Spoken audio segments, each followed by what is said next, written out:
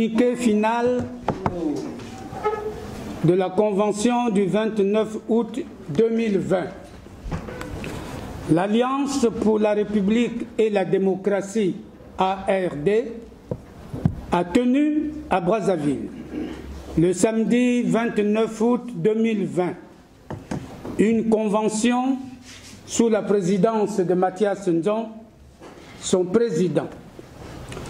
Ont pris part aux travaux de la Convention tous les partis membres de l'ARD, à savoir la dynamique pour une nouvelle éthique républicaine et la démocratie, en sigle DNRD, le mouvement des Verts du Congo, MVC, le Parti social pour le renouveau démocratique, PCRD, le Rassemblement pour la démocratie et la République, RDR, l'Union patriotique pour le renouveau national, UPRN. Chaque parti membre était représenté par 5 délégués en raison de l'interdiction officielle des rassemblements de plus de 50 personnes pour cause du Covid-19. La Convention s'est articulée autour du thème « Réflexion sur les 60 ans d'indépendance du Congo-Brazzaville et perspectives ». En se fondant sur des analyses pointues des politiques conduites par les gouvernants successifs depuis 1960, les participants à la Convention ont adopté un communiqué final dont la teneur suit. La présente Convention de l'ARD se tient au moment où les anciennes colonies françaises d'Afrique noire célèbrent le 60e anniversaire de leur accession à la souveraineté internationale en 1960. À l'occasion de cette célébration, les participants à la Convention de l'ARD rendent un hommage déférent aux pionniers des luttes patriotiques pour la libération de l'Afrique du joug de la colonisation. Cet hommage va particulièrement à Kwame Nkrumah, Emery Patrice Lumumba, Barthélemy Boganda, Nyobe, Osende Afana, Moumie, André Grenard Matsua, Mabiala Mandanga, Bweta Mbongo, Chimpavita, Nelson Mandela, Amilcar Cabral, Samora Machel et autres dignes fils d'Afrique noire et du Congo qui, par leur passion de la liberté, leur amour ardent pour le continent, leur courage exceptionnel, leur esprit de sacrifice et leur lutte héroïque, ont contraint le général Charles de Gaulle, président de la communauté franco-africaine, à réexaminer sa stratégie, à lâcher du lest et à concéder une indépendance nominale à chaque ancienne colonie française d'Afrique noire. Les partisans, les participants à la Convention de l'ARD saisissent cette opportunité pour condamner avec la plus grande fermeté tous ceux qui, acteurs politiques, acteurs économiques, acteurs sociaux, acteurs culturels et intellectuels, ont trahi les nobles idéaux des pionniers des indépendances africaines, détourné à leur profit personnel les fruits de ces indépendances et tué la démocratie comme mode de dévolution et d'exercice du pouvoir. Il s'agit notamment de tous les despotes et de leurs hommes de main qui, depuis 1960, ont instauré en Afrique noire des régimes autoritaires et sanguinaires, incompétents et corrompus, marqués entre autres par le mensonge, la ruse, la démagogie sociale, la prédation, les détournements des deniers publics, la corruption, l'enrichissement illicite, l'insensibilité à l'humain les inégalités sociales, l'arbitraire, la barbarie répressive et meurtrière, le repli identitaire, le népotisme, l'ethnocentrisme, le régionalisme, la préférence ethno-régionale, le délitement de l'unité de la concorde nationale, la médiocrité et la malgouvernance. Par leur gestion désastreuse des États africains indépendants, ils portent la responsabilité historique de la faillite actuelle de l'Afrique noire francophone et du retard incommensurable de cette partie du monde par rapport aux autres continents. Au Congo-Brazzaville, le bilan des 60 ans d'indépendance est très largement négatif, voire catastrophique. En effet, 60 ans après son accession à la souveraineté internationale, le Congo ne dispose à ce jour ni d'une agriculture, ni d'une industrie digne de ce nom, ni d'usines de transformation sur place de ses richesses naturelles, ni d'une économie nationale diversifiée, ni de systèmes nationaux d'enseignement et de formation, de santé et de recherche scientifique et technologique, modernes et performants, facteurs déterminants du développement équitable et durable d'un pays. Sur le plan de l'agriculture, le Congo importe tout ce qu'il consomme. Chaque année, il dépense plus de 700 milliards de francs CFA au titre des importations de produits agricoles et alimentaires, ce, malgré les slogans démagogiques lancés particulièrement par les autorités politiques actuelles à partir des années 1980, à savoir agriculture, priorité des priorités, autosuffisance alimentaire d'ici à l'an 2000. Après 60 ans d'indépendance, pour paraphraser l'actuel président de la République, je cite, « Le Congo continue de se nourrir de cuisses de poulet importées de on ne sait où, conservées dans des conditions d'hygiène douteuses et impropres à la consommation. » Fin de citation. Cette déclaration est un aveu d'échec de la part d'un président de la République qui exerce sans partage le pouvoir depuis plus de 35 ans, soit l'équivalent de 7 mandats de 5 ans. Sur le plan économique, financier et social, après des périodes de vaches maigres, 1960-2002, le Congo a engrangé de 2003 à 2014 d'énormes revenus financiers générés par le pétrole.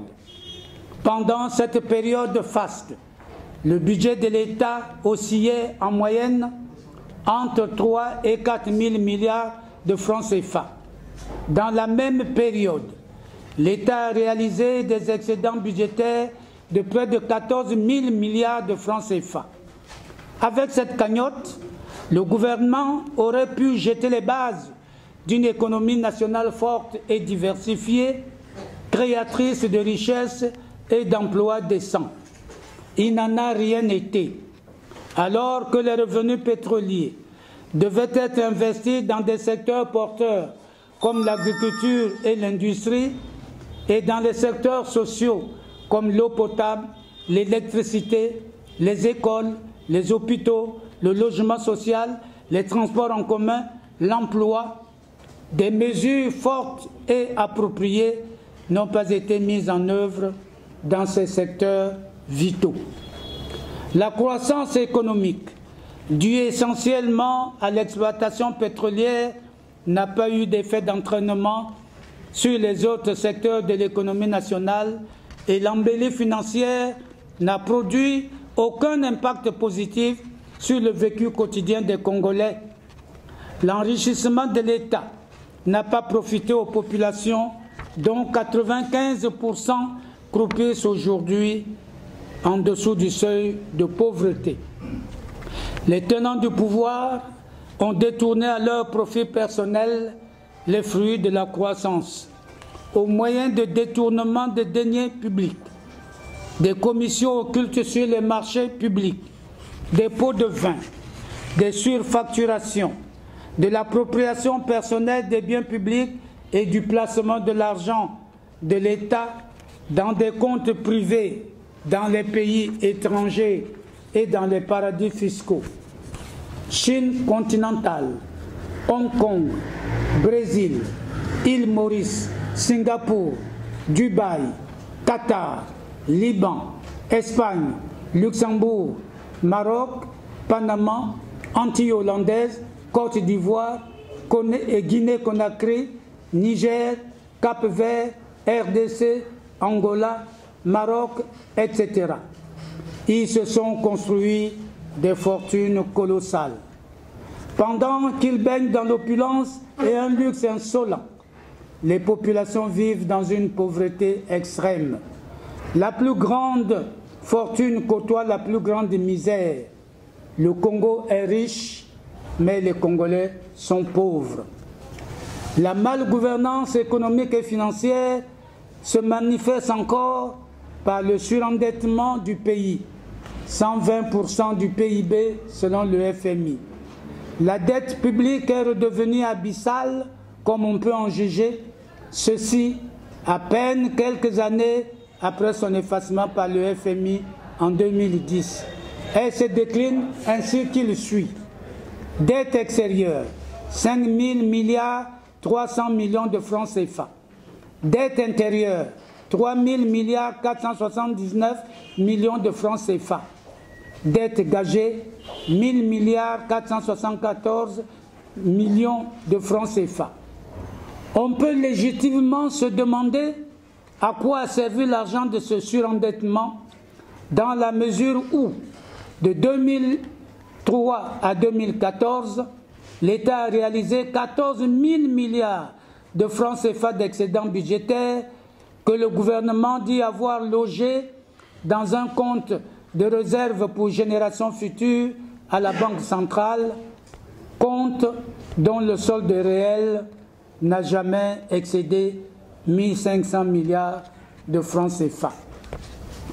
Sur le plan scolaire et universitaire, l'école congolaise qui, dans les années 1970, en raison de la très bonne qualité de ses enseignements, attirait les élèves et étudiants des autres pays d'Afrique centrale, Tchad, Centrafrique, Gabon, Zaïre, a régressé considérablement.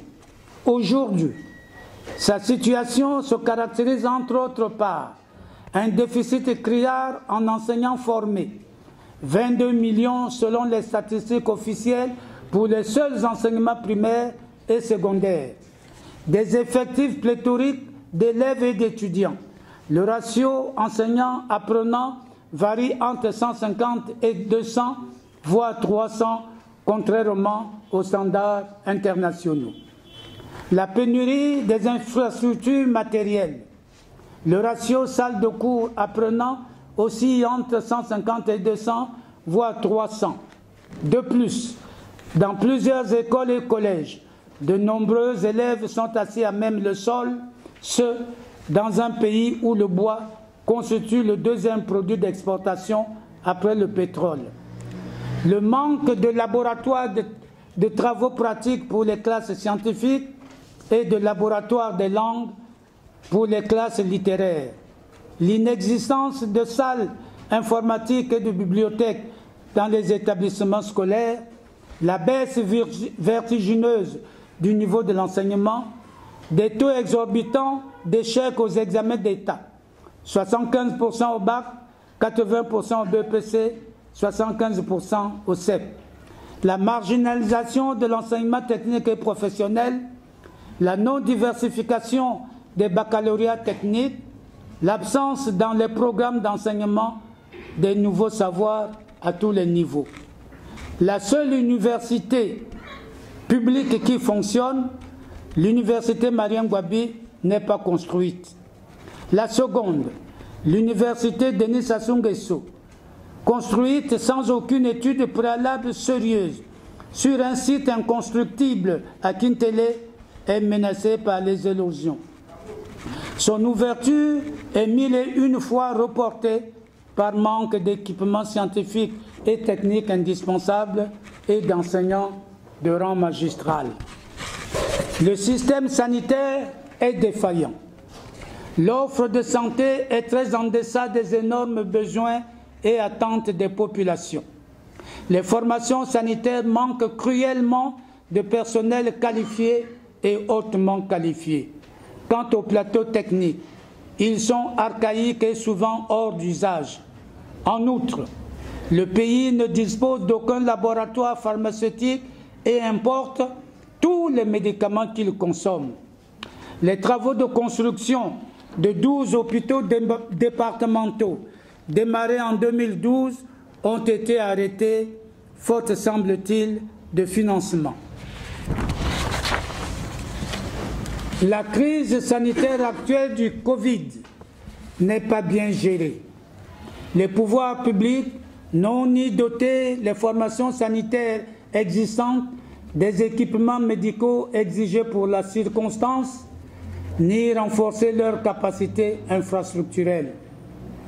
Ils ont décrété un confinement général de la population sans l'assortir d'un soutien social aux populations qui sont dans un dénuement total et d'une aide aux entreprises en difficulté. Les ressources financières promises à grand renfort de propagande n'ont pas été mises à disposition. Les dons des pays étrangers, des entreprises, des administrations et des particuliers ont été distribués de façon sélective. Les structures sanitaires et les personnels soignants, qui devaient en être les premiers bénéficiaires, ont souvent été oubliés au profit des détenteurs du pouvoir, de leurs familles et affidés. Alors qu'au mois de mars 2020, au moment de la survenue de la pandémie, le nombre de cas de contamination était évalué à 19. Aujourd'hui, on dénombre 3 979 cas.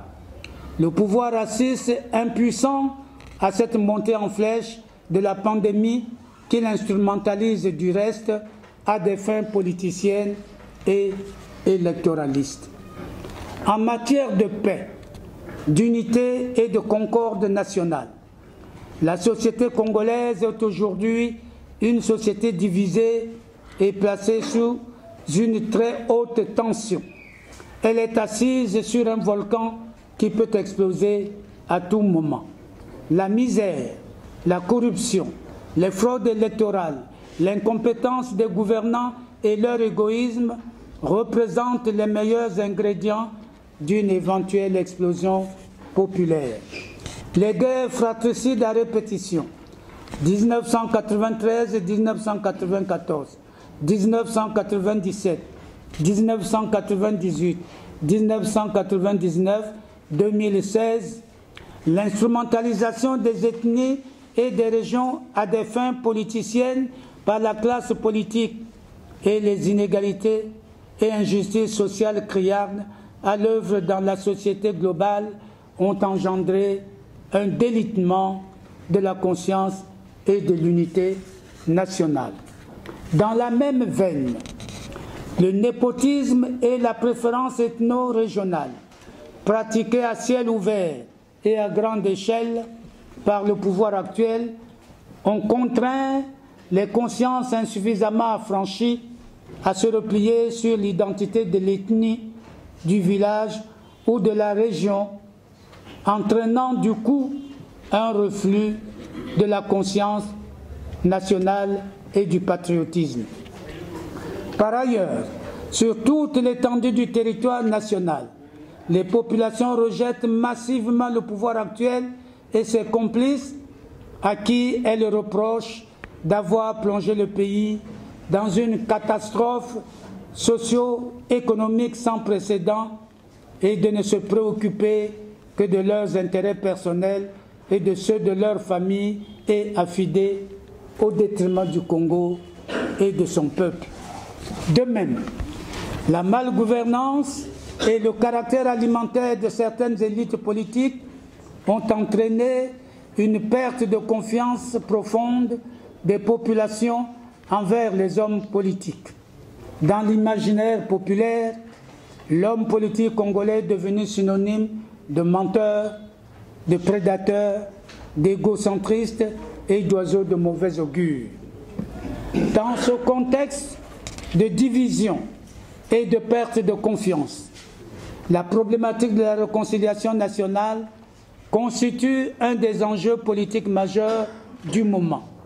Cependant, il faut préciser que la réconciliation nationale n'est pas, comme on le prétend souvent, un simple rapprochement entre les ethnies, entre les régions ou entre quelques leaders politiques, mais une vaste entreprise multidimensionnelle qui met en interaction l'État, les partis politiques, la société civile, la diaspora congolaise et qui exige que soient remplies les conditions permissives d'un vrai vivre ensemble, à savoir l'égalité de tous les Congolais devant la loi, la juste répartition de la richesse nationale, la bonne gouvernance des affaires publiques, le respect des droits humains et des valeurs de la République et de la démocratie, des élections libres, transparentes et honnêtes, la paix véritable et durable.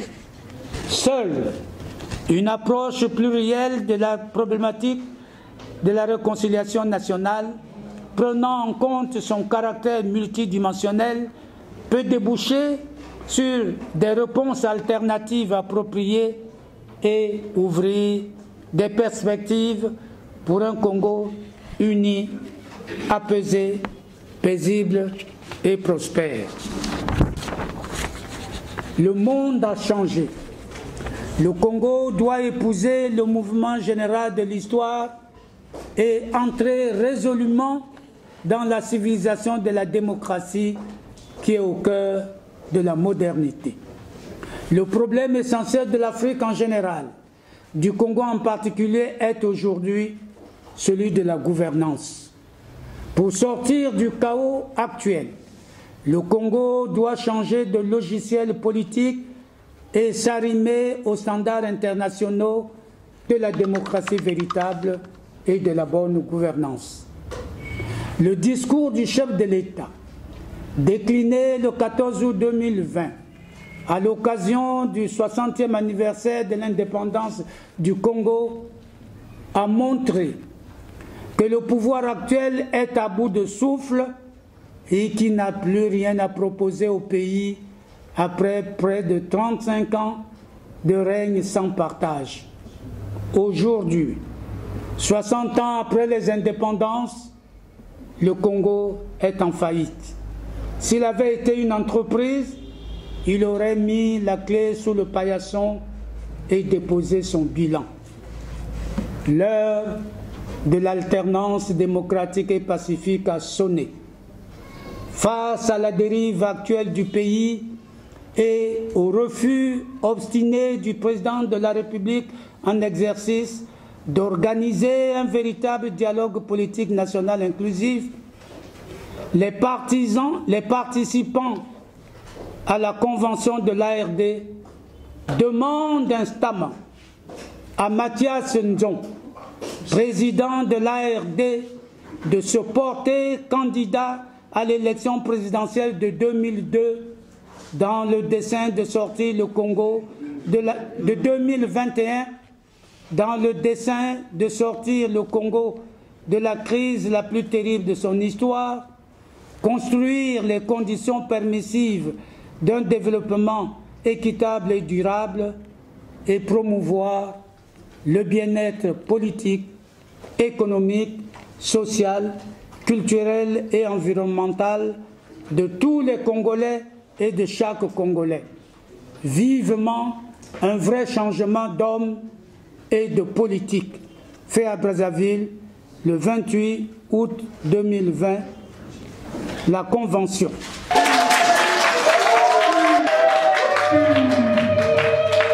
Je suis vraiment ému.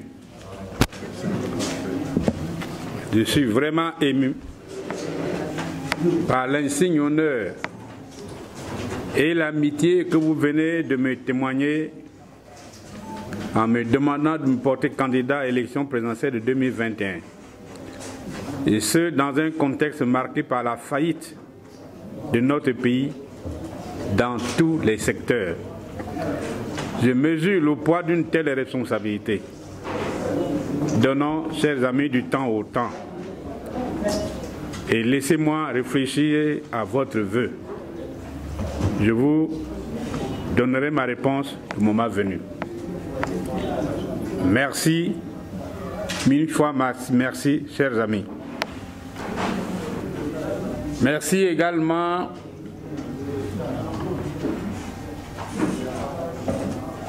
merci donc, chers amis participants, de votre perspicacité pendant tous nos travaux. Mais merci également à messieurs les journalistes qui ont bien voulu répondre à l'invitation qui leur a été faite de prendre part à la fin de ces travaux. Ainsi, je déclare fermés les travaux de notre convention de ce jour.